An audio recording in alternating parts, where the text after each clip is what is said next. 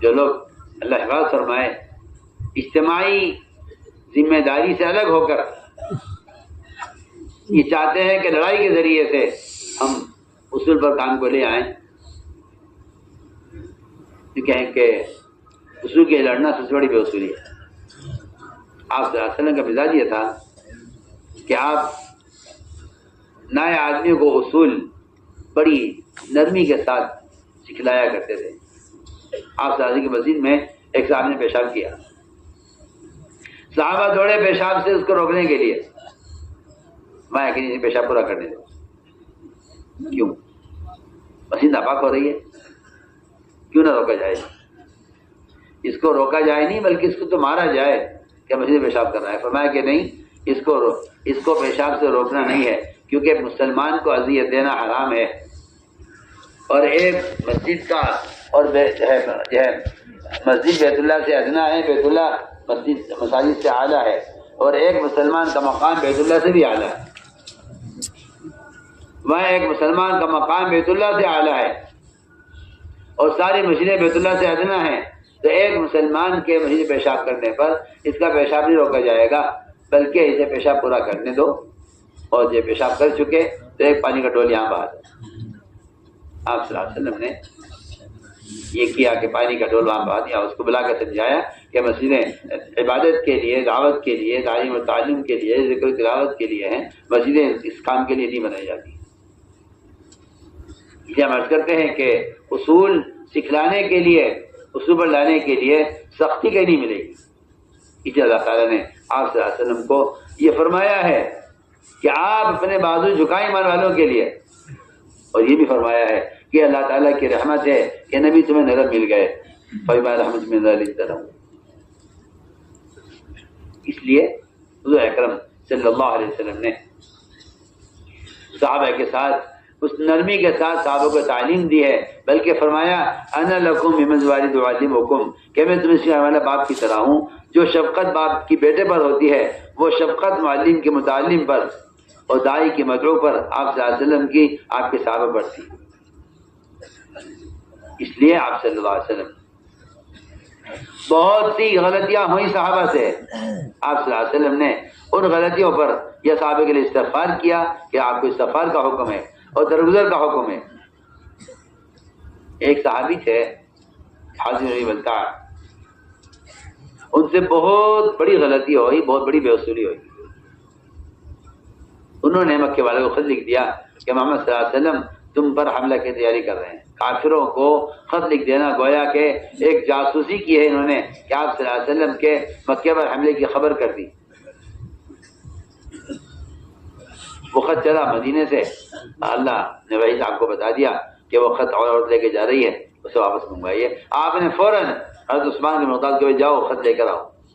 وہ دوڑے اور جا کر اس عورت سے ملے، اس سے خط طلب کیا، اس سے خط لے کر آئے۔ خط کھلا تو حاتم کی طرف سے تھا اور مکے والوں کے نام کہ امام صاحب میں حملے کی تیاری کر رہے ہیں۔ جب بات کھل گئی اور عمر رضی اللہ تعالی نے حضرت حاتم کے قتل کا ارادہ کر لیا کہ منافق ہے، اسے میں قتل کر دوں، آپ کی جاسوسی کی ہے اس نے، اور اس نے کفار کے ساتھ ملا ہوا ہے۔ فرمایا کہ نہیں عمر، ایسا نہیں ہے، پہلے اس سے پوچھو کہ اس نے ایسا کیوں کیا ہے۔ ایک آدمی آپ کے دشمن کو آپ کی خفیہ تیاری کی خبر کر رہا ہے، آپ چھپ کر مکے پر حملے کی تیاری کر رہے تھے، فتح مکہ فتح ہونا تھا، اور دشمن تیاری کر رہا ہے چھپ کر، اور آپ کا صحابی دشمنوں کو خبر کر رہا ہے کہ محمد صلی اللہ علیہ وسلم تمہیں حملے کی تیاری کر رہے ہیں، تو میں انتظام کر لوں۔ اتنی بڑی غلطی میں اپنے جلدی سے قتل کر دوں۔ فرمایا عمر ایسا نہیں ہے، اس سے پہلے پوچھو ایسے کیوں کیا۔ آپ نے بلایا میں حاتم ایسے نے کیوں کیا، کیا وجہ پیش آئی؟ کہ یا رسول اللہ بات یہ ہے، اللہ تو آپ کے ساتھ ہیں، اللہ آپ کے مددگار ہیں، اللہ تعالیٰ آپ کی مدد ضرور کریں گے، ہم اس کا پورا یقین ہے۔ اگر ساری دنیا کو معلوم ہو جائے کہ آپ حملے کا ارادہ کریں تو پھر اللہ آپ کے ساتھ ہے۔ سچ نے ایسے کیوں کیا کہ میرے بچے وہاں ہیں، میں نے پر احسان کیا ہے کفار پر تاکہ وہ احسان کے بدلے میرے بچوں کی حفاظت کر لیں، میں نے اس لیے کیا یہ کام۔ فرمایا کہ ہاں بھائی بیچارے کی مجبوری تھی، اب بچوں کو اس نے ایسا کیا ہے لہٰذا ہم اس کو معاف کرتے ہیں۔ آپ سوچیے، آپ اتنی بڑی غلطی کو آپ صلی اللہ علیہ وسلم نے ان کا عذر قبول کر کے انہیں معاف کر دیا، اور یہ کہہ کے معاف کیا کہ یہ بدری صحابی ہیں۔ اس لیے ہمیں چاہیے اپنے ساتھیوں کی قربانیوں کی قدر کریں، ساتھی کی قربانیوں کی قدر کریں۔ ساتھی ضائع کب ہوتے ہیں؟ ایک ذرا سی غلطی کی سے ہو جائے گی، جی ہاں، ہم اس کی 99 خوبیوں کو چھوڑ کر اس کی ایک خرابی کی وجہ اس کو ایک ضائع کر دیں گے جس نے غلطی کی ہے۔ ہمارے صاحب فرماتے تھے کہ ساتھیوں کی خوبیوں پر نظر رکھو، خرابیوں پر نہیں۔ ایک جنازہ لایا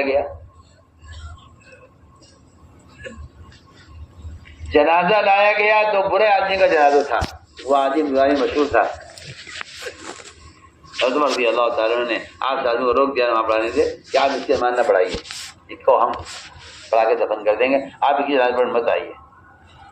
آپ صلی اللہ علیہ وسلم نے فرمایا عمر لا تسأل عن اعمال الناس، کہ اے عمر تمہیں کوئی حق نہیں ہے لوگوں کے اعمال کے بارے میں سوال کرنے کا، کون کیسا ہے، کون اچھا ہے، کون برا ہے، تمہیں کوئی حق نہیں ہے اس کا۔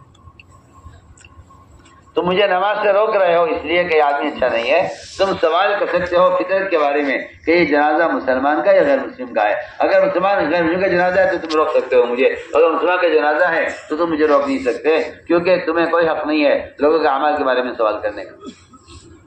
آپ صلی اللہ علیہ وسلم نے صحابہ میں اعلان کر دیا کھڑے ہو کر، بتاؤ تم میں سے کسی شخص نے اس مرنے والے کو کوئی نیک عمل کرتے ہوئے دیکھا ہے؟ اب آپ بتائیے، صحیح جس کے بارے میں مشہور ہے کہ آدمی صحیح نہیں ہے، جس کو تمہارے کہہ رہا کسی نماز نہ پڑھیے، آپ ثابت ہمارے بتاؤ کہ میں کسی نے عمل کرتے دیکھا ہے اس کو؟ ایک صحابی کھڑے ہوئے، کہا یا رسول اللہ اس مرنے والے نے ایک رات اللہ کے راستے میں پہرا دیا ہے۔ کوئی بیان کیا ہو، کوئی حملہ کیا ہو، کوئی مال خرچ کیا ہو، یا انہوں نے کوئی ایسی تہجد یا تلاوت کا عمل کیا ہو کہ جس سے اللہ راضی ہو جائے؟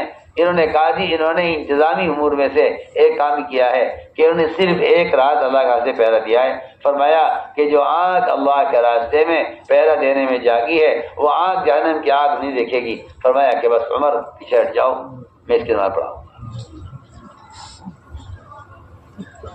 اس لیے فرمایا کہ خرابی مت دیکھو، خوبیاں دیکھو۔ دیکھیں یہ بات بالکل حق ہے کہ جو شخص لوگوں کو عیوب کو دیکھے گا وہ ان عیوب میں مبتلا ہوئے بغیر مرے گا نہیں۔ آج کل یہ ایک بیماری چل گئی ہے کہ کسی کے کوئی بات معلوم ہو جائے اس کو پھیلانے کی جلدی کوشش کرتے ہیں۔ میرا خیال ہے شاید پیٹ میں درد ہوتا ہے لوگوں کے کسی کی غلط بات کو آگے پھیلانے میں، انہیں اتنا تقاضا ہوتا ہے اس کا کہ جلدی بتاؤ لوگوں کو۔ جب کہ فرمایا کسی مسلمان کے عیب کو چھپا لینا، زندہ لڑکی کو جس کو قبر میں دفن کر دیا گیا ہو اس کو زندہ نکال لینے سے بہتر ہے کسی کے عیب کو چھپا لینا۔ عمر کے زمانے میں ایک لڑکی سے زنا ہو گیا، ایک لڑکی سے زنا ہو گیا اور ہو گئی غلطی، بیچاری سے انسان ہے، ہو گئی غلطی، اور زنا سے اس کی بکارت، اس کا کنوارا پن ختم ہو گیا، ظاہر بات ہے اس میں لڑکی میں عیب ہو گیا۔ اس کے ماں باپ نے اس بات کو چھپا لیا۔ پھر ایک عرصے کے بعد کسی گھر سے اس لڑکی کی شادی کا پیام آیا، ماں باپ کو خیال ہوا کہ ابھی بتا دیں لڑکی کیسی ہے، عیب لڑکی کے اندر۔ میں بہت اہم بات آپ سے کہہ رہا ہوں، مجھے قصہ نہیں سنانا ہے۔ جب ساتھیوں میں آپس میں اختلاف پیدا ہو جاتا ہے نا، اور کوئی تقاضا آ جائے گا، کوئی ذمہ داری آئے گی تو کہ نہیں جی وہ فلاں کو مت کرنا، وہ فلاں تو ایسا ہے، اور فلاں کو مت دینا تقاضا وہ تو ایسا ہے، اور وہ تو فلاں تو ایسا ہے، اس سے فلاں بے وصولی ہوئی تھی، یہ تو فلاں تو ایسا ہے، فلاں نے تو یہ کیا تھا۔ انہیں خیال ہی آیا لڑکی والوں کو کہ یہ قیام آیا ہے شادی کا، تو ہمیں چاہیے کہ ہم بتا دیں لڑکے والوں کو کہ ہمیں لڑکی میں عیب ہے، اس سے بچپن میں اس سے زنا ہو چکا ہے، اب اگر آپ شادی کرو تو کرو، نہ کرو تو مت کرو۔ لڑکے والوں کو بتانے کو تھے، اچانک خیال آیا کہ حضرت عمر سے پوچھ لیتے ہیں، مشورہ کر۔ دونوں ماں باپ لڑکی گئے، حضرت عمر کے پاس گئے، حضرت عمر سے کہا المؤمنین ہماری لڑکی سے زنا ہو گیا تھا، اس کی بکارت، اس کا کنوانا پن ختم ہو چکا تھا، اس میں عیب ہے، لڑکی کے اندر عیب ہے، اور آج اس کی شادی کا پیام آیا ہے، ہم لڑکے والوں کو بتا دیں۔ کیا مزاج تھا خلفائے راشدین کا، ہم بتا دیں لڑکے والوں کو۔ حضرت نے فرمایا اگر تم دونوں نے لڑکے والوں کو اور اس کے علاوہ کسی کو بھی اس لڑکی کے زنا کی تم نے خبر کی تو میں تم دونوں کو ایسی سزا دوں گا کہ اس سزا میں نے دنیا میں کسی کو دی نہیں ہو، بجائے اس کے کہ اس لڑکی کو بلاتے سزا کے لیے، اور لڑکی کو تلاش کراتے سزا کے لیے، بجائے اس کے کہ زنا کرنے والوں کو سزا دیتے، جبکہ قرآن حد قائم کرنے کو کہہ رہا ہے۔ فرمایا اگر تم دونوں نے لڑکے والوں کو یا کسی کو بھی اس لڑکی کی زنا کرنے کی خبر تم نے کی، تم دونوں کو وہ سزا دوں گا دونوں کو، اتنا ماروں گا تم دونوں کو کہ تمہاری یہ پٹائی اور تمہاری یہ سزا ملکوں کے لیے عبرت ہو جائے گی۔ جاؤ اس کی شادی کرو، اور اس طرح کرو جیسے وہ اس لڑکی کی شادی کرتے ہو جس نے کبھی اپنی آنکھ سے نامحرم کو دیکھا نہیں ہے۔ عفیفہ حضرت نے یہ لفظ استعمال کیا کہ ایسے کرو شادی اس کی جیسے کسی عفیفہ کی شادی کرتے ہو، پاک دامن لڑکی جس نے کبھی کسی نامحرم کی شکل نہیں دیکھی ہے۔ یہ تھا مزاج، امت اس طرح بنی تھی۔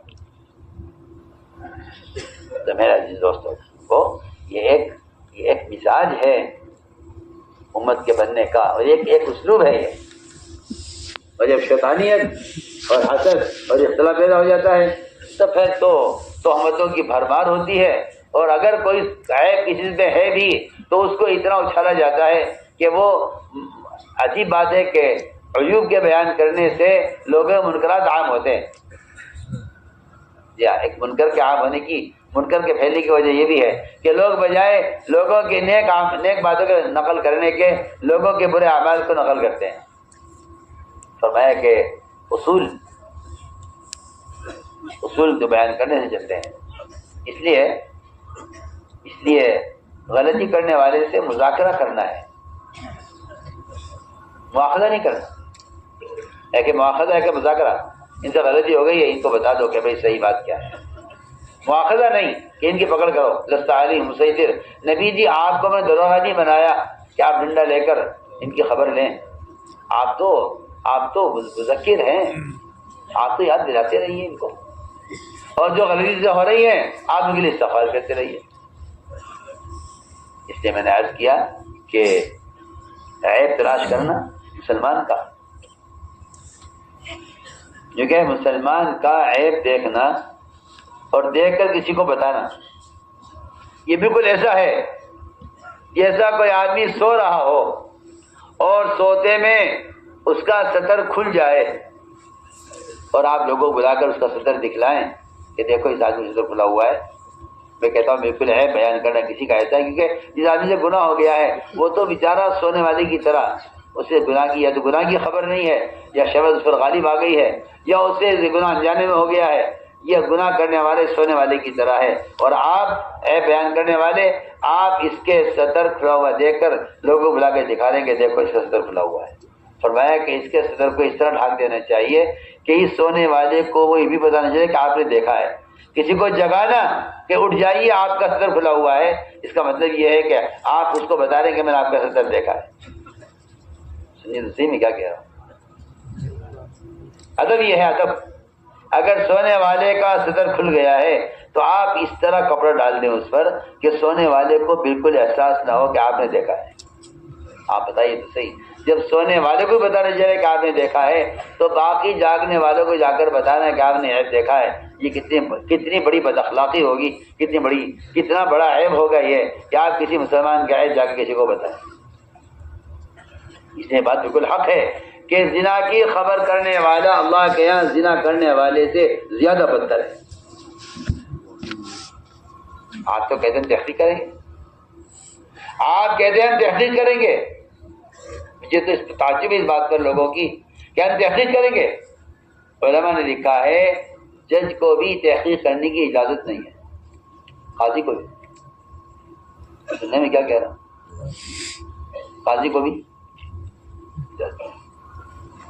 یہ جو آج کل ایک فتنہ پیدا ہو گیا ہے لوگوں میں کہ کسی کے بارے میں کوئی جھوٹ بات اڑا دو اور پھر لگ جاؤ تحقیق میں کہ بھائی ہم تحقیق کریں گے ایسا ہے یا نہیں ہے۔ کیوں کرے تحقیق؟ میں بہت حیران ہوں کہ اس زمانے میں سب کا خواص و عوام سب کا مزاج یہ بن گیا ہے کہ اگر کوئی بات سنیں گے تو کہیں گے ہم تحقیق کریں گے اس کی۔ کیوں کرو گے تحقیق؟ تحقیق کرنا اللہ کی قسم زنا کی طرح حرام ہے۔ تحقیق کرنا زنا کی طرح حرام، اس طرح زنا حرام ہے، زنا کی تحقیق کرنا بھی حرام ہے۔ چوری حرام ہے تو لکھا ہے علماء نے کہ قاضی کے لیے بھی جائز نہیں ہے، اگر کاغذ سے کہتا ہے فلاں آدمی نے زنا کیا ہے تو قاضی کے لیے جائز نہیں کہ تحقیق کریں۔ ہاں، قاضی کو تحقیق کرنے کی اجازت صرف دو وجہ سے ہے، ایک کسی کا مال ضائع ہو رہا ہو اور ایک کسی کی جان ضائع ہوئی ہو تو قاتل کی تحقیق کی جائے گی قصاص کے لیے، اور چور کی تحقیق کی جائے گی اس آدمی جس کا مال ہے اس کا مال واپس کرنے کے لیے۔ بس سنیے آپ، کچھ لوگ شراب پی رہے تھے، کچھ لوگ شراب پی رہے تھے۔ ایک آدمی نے کہا کہ ابو دردہ سے، ابو دردہ یہ لوگ شراب پی رہے ہیں، میں ذرا پولیس کو لا رہا ہوں پکڑ کے۔ کہ نہ ایسا مت کر، ایسا مت کر، پولیس کو مت لا، رہنے دے، توبہ کر لیں گے۔ جو ان کو سمجھا دے جا کے کہ شراب پینا حرام ہے، کہ نہیں میں تو پولیس کو لاؤں گا، پکڑواؤں گا ان کو، یہ شراب پی رہے ہیں، کہ نہیں ایسا مت کرنا۔ اکبر رضا نے لکھا غالباً موسیٰ شریف کو خط لکھا کہ تمہارے علاقہ میں جتنے غنڈے ہیں بدماش، مجھے ان کا نام لکھ کے بھیجو۔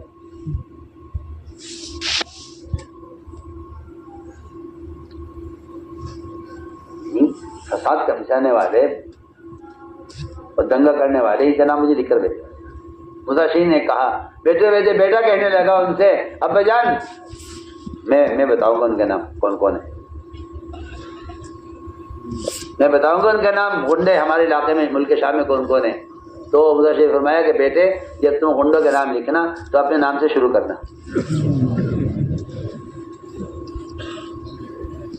کیسے لوگ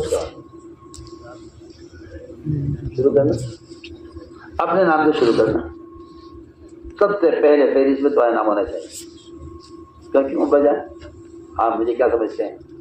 فرمایا مشرکہ کہ تمہارا ان کو جاننے کا مطلب ہی یہی ہے کہ تم ان کے درمیان رہتے ہو، اور اگر تم کسی غنڈہ سمجھتے ہو کسی مسلمان کو تو اس کا تقاضا یہ ہے کہ تم اس سے اپنا نام پیش کرو، اپنے آپ کو تم مذکر سمجھتے ہو کہ جی میں تو سارے عیب سے پاک ہوں، بدماش تو سارے یہ ہیں، تو میں اپنے نام سے شروع کرنا پھر جی کو تو جواب دیا مومنین، میں کس آدمی کو متہم کروں بدماش ہونے سے، کس کا نام لکھوں آپ کو؟ اور آپ کا یہ کہنا، آپ کا یہ سوال ہمارے سے میں نہیں آیا کہ میں غنڈوں کا نام آپ کو لکھوں، کس کا نام لکھوں؟ میں نے کہا اپنے بیٹے سے اپنا نام لکھ دیا قمر کو۔ تو میرے دوستو عزیزو، کوئی کام تو ہے، کوئی بات تو ہے اندر۔ عملہ اس مزاج سے، میں کہہ رہی آپ بات یاد رکھنا، عملہ اس مزاج سے کوسوں دور چل رہا ہے، کوسوں دور چل رہا ہے، میلوں دور چل رہا ہے، میلوں دور چل رہا ہے عملہ اس مزاج سے۔ جتنا فساد دنیا میں ہے ان گندے موبائل کی وجہ سے، آج پہلے لوگ کسی سے ملاقات کر کے غیبت کر لیا کرتے تھے، تو غیبت کے گروپ بنے ہوئے ہیں۔